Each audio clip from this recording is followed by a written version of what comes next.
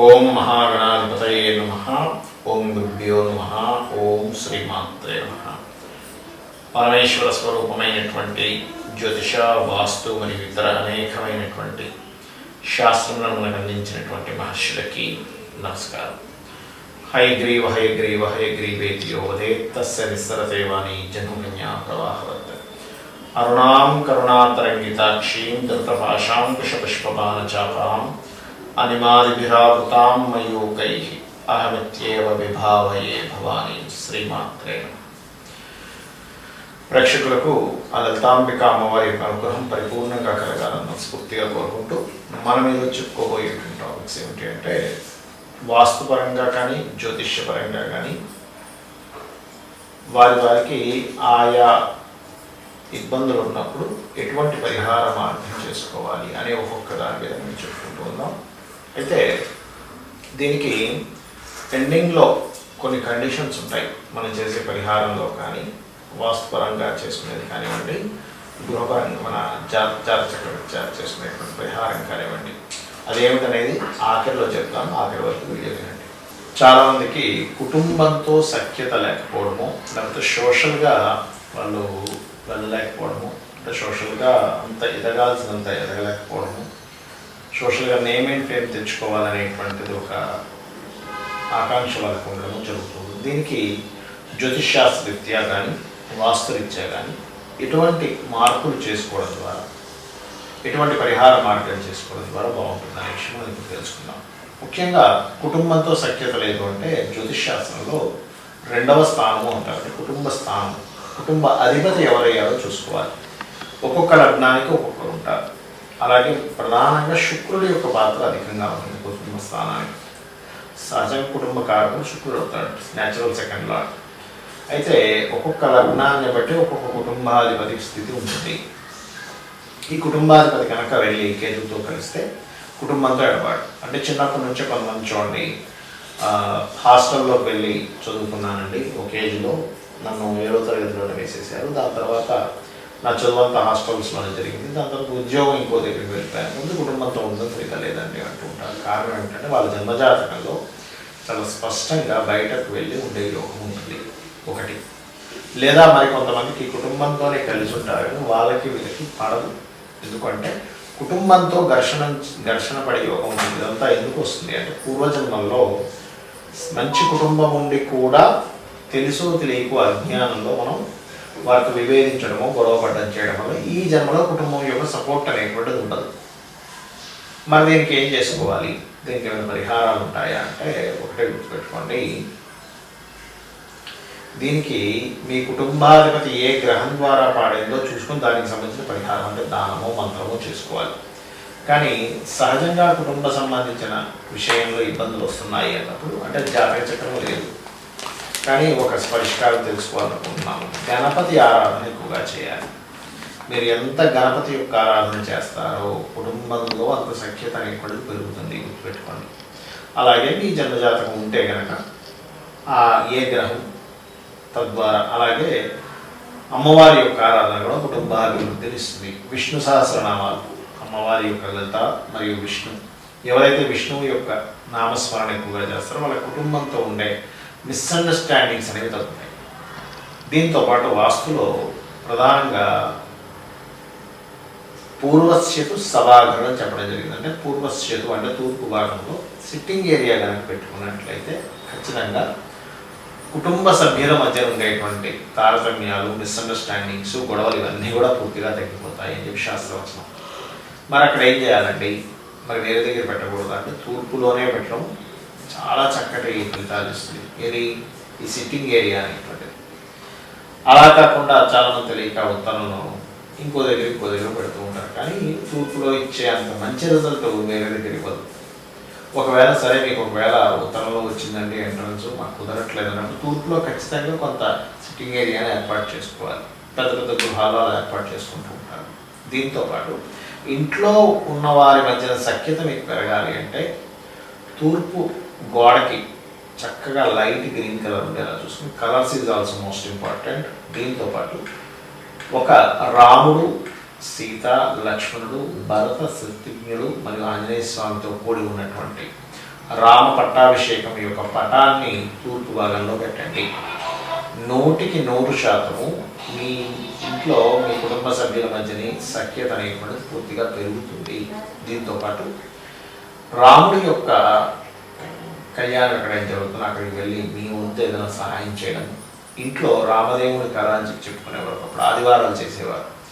ఆదివారం రోజు కనుక రాముడికి సంబంధించిన భజన కానీ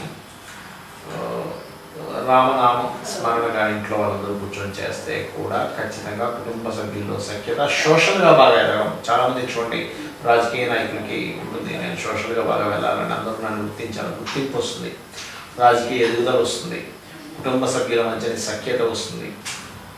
అదేవిధంగా అంటే మీరు మిస్అండర్స్టాండింగ్స్ ఏవైతే కుటుంబ సభ్యుల మధ్యని బయట అంటే మీ బంధువర్గం మధ్యన ఉండేటువంటివి కూడా తొలగిపోవడం జరుగుతుంది. ఇప్పుడు నేను చెప్పినటువంటి దానికి కొన్ని కండిషన్స్ చెప్తానని చెప్పాను. అదేమిటి అంటే, ఒకటి గుర్తుపెట్టుకోండి, జ్యోతిష్శాస్త్రపరంగా చెప్పినటువంటి పరిహార మార్గం ఏదైతే ఉందో, పాయింట్ నెంబర్ 1 మీరు కంటిన్యూస్గా చేయాలి. ఇప్పుడు ఉదాహరణకి ఒక ఆలయానికి వెళ్ళండి అని చెప్పాను. ఆ ఆలయానికి వెళ్ళడం కంటిన్యూస్గా చేయండి. రోజు నిత్యము లేదా వారానికి కనీసం 2-3 రోజులైనా కంటిన్యూస్గా వెళ్ళని చేయండి. ఒకటి. రెండవది, ఏదైతే మంత్రము చెప్తానో, ఉదాహరణకి ఉద్యోగ ప్రాప్తికి ఓం శ్రీమాత శ్రీ మహారాజ్ని శ్రీమత్ సింహాసనేశ్వరి నమః మంత్రం. చాలామంది ఏం చేస్తారంటే 108 సార్లు చేస్తానండి అంటారు. మీకు సంఖ్య మీదే ఉంటుంది దృష్టి, మంత్రం మీద ఉండదు. అలా చేస్తే ఒక 10 నిమిషాలు, 20 నిమిషాలు, అరగంట, 40 నిమిషాలు చేస్తే ఉత్తమం. రోజు చేయండి. అంటే ఒక ఉదాహరణ చెప్తున్నాను నేను. ఆ రకంగా ఏదైనా ఒక మంత్రం చెప్పాను అంటే ఎనీ వీడియోలో 40 మినిట్స్ చేయడం ప్రాక్టీస్ చేయండి. రోజు చేయండి. మీరు రోజు కనుక చేయకపోతే దాని ఎఫెక్ట్ అనేటువంటిది ఉండదు. సరిగ్గా గుర్తుపెట్టుకోండి. ఇక మూడవది ఏంటంటే, చాలామంది అడుగుతున్నటువంటి ప్రశ్న, వాస్తవరంగా చెప్తున్నారు కానీ గృహము కనుక మాది అద్దె గృహం అయితే, అంటే సొంత ఇల్లు కాకుండా రెంట్కి తీసుకున్నాను, అప్పుడు కూడా ఇది పనిచేస్తుందా అని అడుగుతున్నారు. ఒకటే గుర్తుపెట్టుకోండి, మన వెహికల్ కాదు, ఫ్రెండ్ వెహికల్ తీసుకున్నాము, వెళ్ళాము, కింద పడ్డాము. ఫ్రెండ్ది కదా వెహికల్ మనకి దెబ్బ తగలకుండా ఉంటుందా అనే లాజిక్ అర్థం చేసుకుంటే అది నిజమే కదా, ఫ్రెండ్దైనా వెహికల్ మనకి దెబ్బ తగులుతుంది. అలాగే వాస్తులో ముఖ్యంగా తెలుసుకోవాల్సింది ఏంటంటే, ఎవరైతే అక్కడ నివసిస్తున్నారో వారికి 90% ఎఫెక్ట్ ఉంటుంది వాస్తుపరంగా. ఓనర్కి 10% ఉంటుంది, అందులో ఏదైనా భయంకరమైన దోషాలు ఉంటాయి కనుక. కాబట్టి నివసించేటువంటి వారు ఖచ్చితంగా చూసుకోవాలి. అది రెంటల్ అయినా కూడా. ఇక ఓన్ అయితే ఖచ్చితంగా వాళ్ళకి 100% దాని ఎఫెక్ట్ అనేటువంటిది చూపిస్తుంది.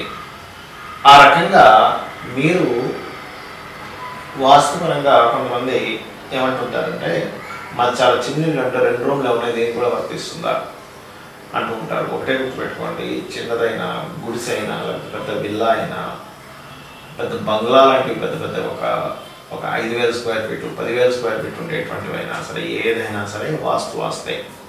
ఇక్కడ మరొక విషయం ఏంటంటే, చాలామందికి ఉన్న సంశయం ఏంటంటే, మేము గృహం కట్టుకున్నాము కానీ మా పక్కింటి వాళ్ళు ఆ గోడకేదో నిర్మించారు, అది మాకు ఎఫెక్ట్ వస్తుందని అడుగుతూ ఉంటారు. ఒకటే గుర్తుపెట్టుకోండి, మీది సొంతం ఎంతవరకు ఉందో, స్థలం కావచ్చు, అపార్ట్మెంట్ కావచ్చు, మీ లోపల ఉన్నటువంటిదే మీకు పనిచేస్తుంది. అలా పక్కింటి వాళ్ళు అస్సలు పని చేయదు. అనవసరంగా అపోహల్లో ఉండకండి. చాలామంది ఏంటంటే, వీళ్ళ గృహం కరెక్ట్గా ఉన్న పక్కింటి వాళ్ళు ఏదో పెట్టారండి, వాళ్ళు హైట్ లేబర్ కూడా, అందుకే మాకు ఎఫెక్ట్ వస్తుంది అనుకుంటారు. అలా ఎక్కడ కూడా శాస్త్రంలో లేవు. శాస్త్ర విరుద్ధమైనటువంటి విషయాలు.